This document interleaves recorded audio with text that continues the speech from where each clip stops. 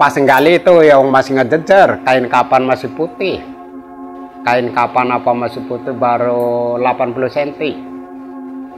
Diturut dari kepala nih, sampai ini masih baunya masih bau amis. Lain bau bangkai sama bau orang. Bau bangkai masih ketahan. Tapi bau manusia udah kagak ketahan, abang langsung. Perut abang mupak makan, muntah.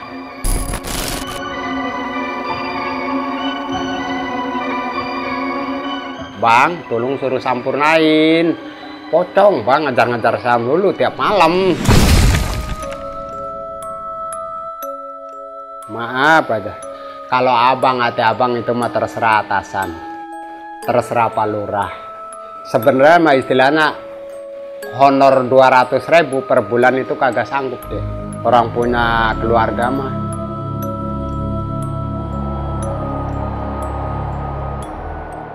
Kembali lagi di Tentara Malam bareng gua Adit, dan sekarang kita lagi ada di segmen Telusur.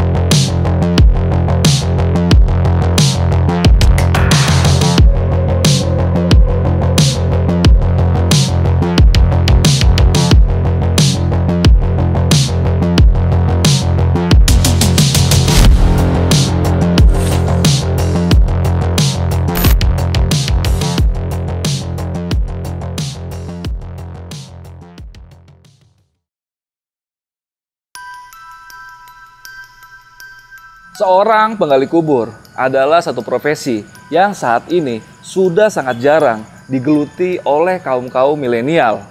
Selain profesi ini sangat mulia, di balik itu semua sudah pasti mereka sangat dekat dengan hal-hal yang berbau dengan dunia mistis.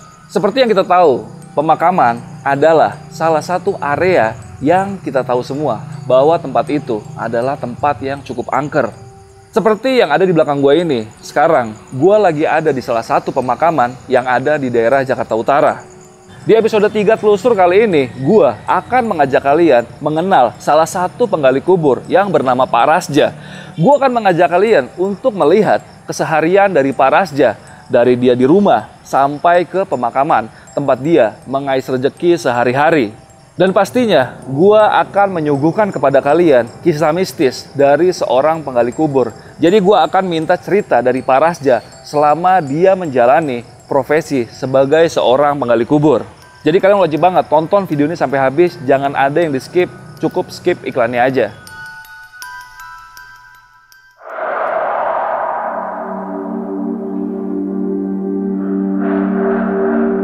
Nama saya Rasga dari Indramayu, umur saya 50 tahun. Awal mulanya abang tadinya mah ya nam juga abang biasa kerjanya serabutan. Ya waktu di sawah apa orangnya nyuruh aja. Waktu di kebun, yang penting abang sehat gitu aja. Ketungtungan istilahnya ada RT RW yang jalanin mah RT RW dulu. Begitu RT RW lurah kaja naik, ono katanya pengurus makam siapa-siapa asupin, dipindahin namanya, dipindahin apanya, mau surat kakak apa langsung disetorin ke Pemda. Nah langsung ya begitu surat kakak apa ke Pemda, langsung besoknya abang udah kerja, suruh kerja membantuin di masyarakat menggali kubur.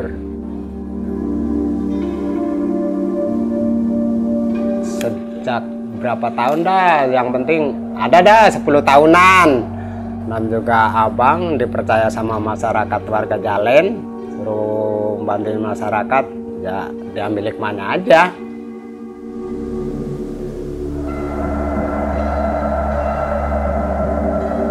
Kopi dulu di depan, santai, bikin sarapan, apa, ya langsung ya berangkat ke makam. Kapan kata abang ya kalau kagak ke makam ya paling ke kebun dulu, bawa cangkul, kangkung bayam, ke kebun itu tuh kebunnya situ. Bukan ngandelin di makam aja hidup abang.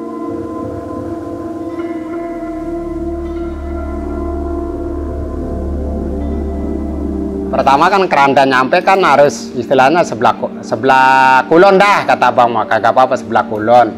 Ntar kan dibuka kerandanya apa kan langsung tali pocong apa dibukain dulu. Tali pocongnya yang di badan dia tuh, badan pocong.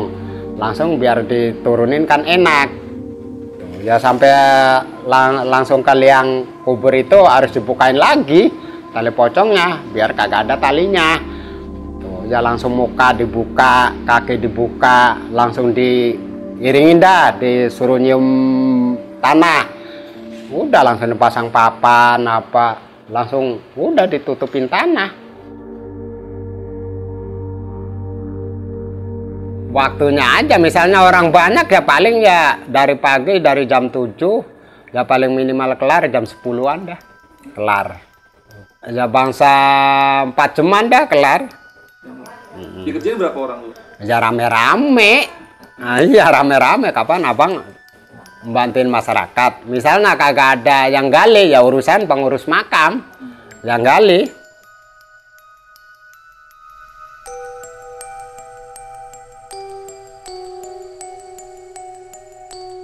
Tanda-tandanya kalau ada waktu orang mau ninggal itu burung yang bunyi burung apa tuh? Tutit-tutit apa tuh? Kadang-kadang itu abang lagi di makam di depan pos itu bunyinya burung itu ada 3 ada 4 suara burung. Burung titit-titit itu. Nggak lama biasanya ada yang datang. Ada besoknya ada. Burung itu ada data-datanya burung titit-titit itu. Memang burungnya 1 yang bunyi, 4 kadang-kadang suara burung itu. 4 lah. Iya 4 suara burung, 4 burung suaranya itu pancang semua.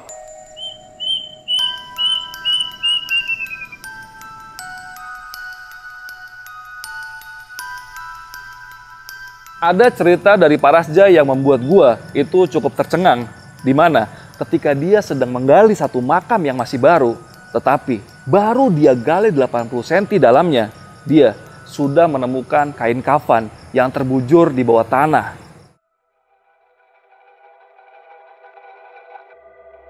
Alhamdulillah ada sekali. Pada waktu gali itu belum dalam sih dek. Ya maaf abang ya, maaf nih sama orang tua barangkali. Pas gali itu yang masih ngejejer, kain kapan masih putih. Kain kapan apa masih putih baru 80 cm. Tuh. Kan langsung ngomong sama teman saya. Ini bagaimana bang belum dalam? Udah katanya diturut. Tak turut abang dah ya mama apa abang ya bukan ngina ini mah. Diturut dari kepala nih sampai ini masih baunya masih bau amis. Lain bau bangkai sama bau orang. Bau bangkai masih ketahan. Tapi bau manusia udah kagak ketahan abang langsung. Perut abang mukak makan muntah. Ya pikir saya kan pengen diangkat. Dia biar dalam, yang makam yang barunya biar dalam, tadi itu di sampingnya. Apa orang bisa, nang bau bau amisnya aja udah orang sanggup udah. Masyarakat orang berani dia ke masyarakat pada ketakutan. Itu tau nggak Pak, jenazahnya siapa gitu? Kagak tahu. Nggak tahu ya? Kagak tahu. Nam juga pengurus makam tanah udah berlipat-lipat. Enggak mau udah berapa orang dah, udah bertumpuk-tumpuk. Nam juga makam umum. Kemungkinan udah lama belum tuh Pak? Ya udah lama. Kuburan itu mau udah lama, tapi kain kapannya masih bagus dah, masih putih. Masih bau amis. Cuma nggak sempat buka dalamnya? Kagak. Abang kemukak maket mau bro-bro mau. Kapan kata abang kan masa mending bau bangke deh daripada bau manusia. Bisa digambarin sih Pak baunya kayak apa sih Pak? Ya, udah tahu dah baunya bagaimana, suku bau klanyis kayak apa dah udah. Bau bangke masih bisa, masih abang masih sanggup. Kalau bau manusia udah ampun dah. Nyebar tuh baunya kemana-mana Pak? Iya ya, bukan nyebar ya di lubang itu aja, lubang mayat aja, udah. Seperti biasa, kurang lengkap nih rasanya kalau gua belum menyuguhkan kisah mistis dari seorang menggali kubur kepada kalian. Dan inilah salah satu cerita mistis yang dialami oleh Pak Rasja dan juga warga sekitar tempat pemakaman Pak Rasja ini bekerja.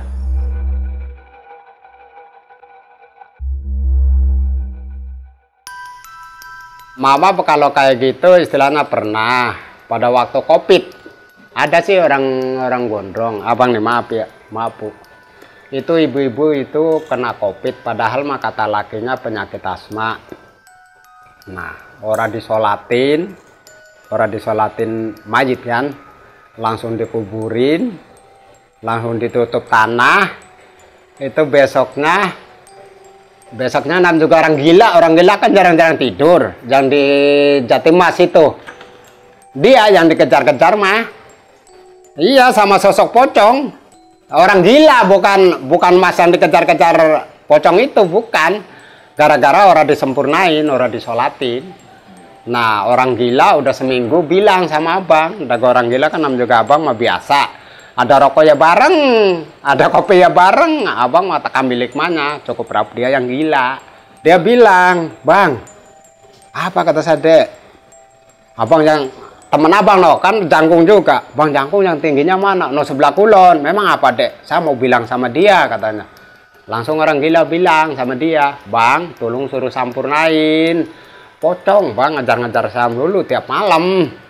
Tuh, ibu-ibu orang gondrong yang penyakit asma, cuma itu doang abang dan tanya. Pas kejadian COVID kemarin? Iya, COVID kemarin, cuma itu. Iya. Tuh.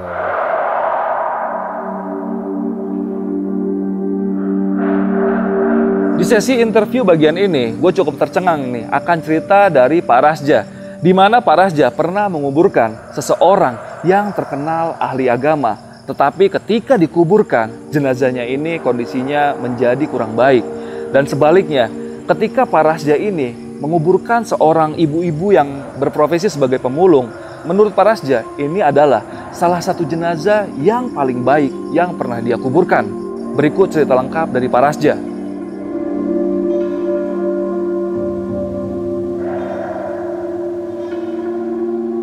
Maaf, bukan ngina agama, bukan.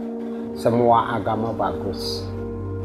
Itu udah keceluk haji, neramain orang pinter, apa pinter. Kenapa mayat baru geletak udah ketutup tanah duluan? Abang sampai nangis, Dek, ngeliat mayat kayak gitu, belum dipasang papan udah ketutup tanah duluan. Abang sampai nangis, dah abang yang gali.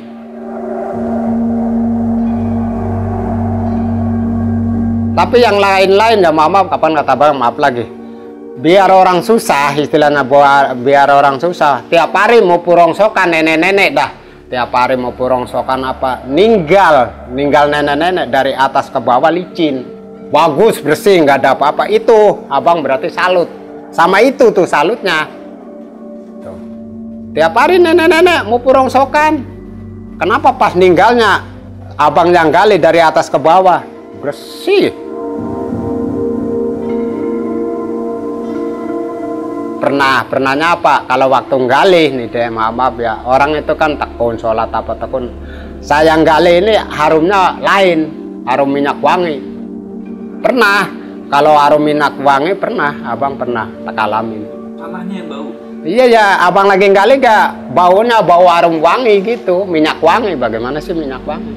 Jasadnya sendiri? Oh jenazahnya gitu Pak? Ya sama, jenazahnya nggak sama, salut abang nggak persis ya. Abang kan sering buka masjid, di istilahnya sering buka masjid dah, mukanya sampai kakinya itu bersih, bagus, bersih, salut abang kalau orangnya itu. Gue paham banget kenapa profesi sebagai seorang penggali kubur sekarang sudah sangat kurang diminati. Karena selain dari segi pekerjaannya, sudah pasti dari segi penghasilannya. Dan gue dapat informasi dari Pak Rasja tentang penghasilan dia selama dia menjalani profesi sebagai seorang penggali kubur. Dan berikut adalah wawancara gue bersama Pak Rasja mengenai penghasilan dia selama menjadi seorang penggali kubur.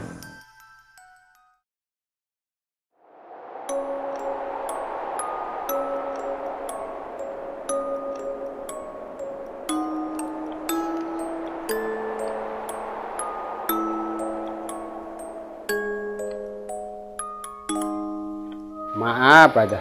Kalau abang, hati abang itu mah terserah atasan, terserah Pak Lurah. Sebenarnya mah istilahnya honor 200.000 per bulan itu kagak sanggup deh. Orang punya keluarga mah, orang sanggupnya apa? Capek orang gali kubur mah. Memang enak orang gali kubur. Abang kalau kagak kerja istilahnya sampingan apa adanya, abang mau udah berhenti dari tadi ke. Mung ini mah diambil hikmahnya abang untuk istilahnya gali kubur masih dipercaya masyarakat, sedangkan bini gak apa adanya sama abang, belum pernah ini. Ya mungkin abang mau punya sampingan, nanam bayam apa, yang penting hidup abang sehat. Berarti kalau dari pemerintah itu 1 bulan 200.000? 200.000, keluarnya 3 bulan sekali. Berarti langsung 600.000? 600.000. Berarti kalau Bapak cuma fokus di gali kubur nggak bakal nutup? Kagak bakal nutup, buat keluarga mah 200.000 cukupnya ngapa? Iya, makanya tadi kan bisa datang Iya. lagi ngamun sapi lah atau Iya. gitu ya. Makanya kapan kata abang gak dek, teman berhenti nyalain abang kagak jadi masalah. Kan abang dari kampung Kebon sampai Gondrong sampai jalan belum pernah ada masyarakat ngomong sama abang. Abang orang senang kata saya. Berhenti di makam gak abang mah hidup.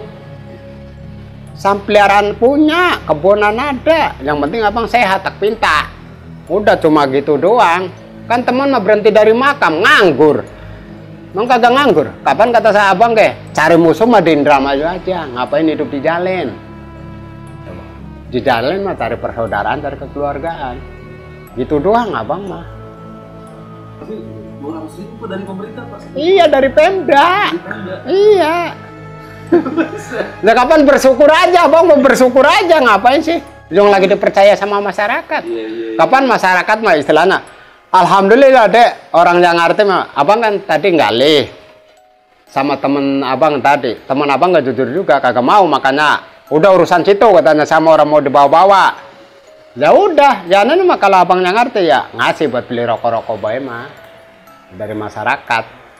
Kapan kata abang misalnya masyarakat nam juga orang kesusahan, ngapain sih diributin? Tuh. Orang lagi bersedih malah gitu ya Pak ya? Makanya kata abang siapa yang ngomong, nih terang-terang sama TV, siapa yang ngomong masyarakat sama emak sama abang, jangan sok ngomong di belakang, masih mending terang-terangan sama orangnya. Kalau mau ganti abang gak apa-apa, abang mau predi makam gak? Makanya kapan kata abang misalnya ada orang yang ngomong sama saya, orang itu ngomong sekarang orang kesusahan, dipintain duit, siapa yang ngomong? Abang belum pernah. Tuh.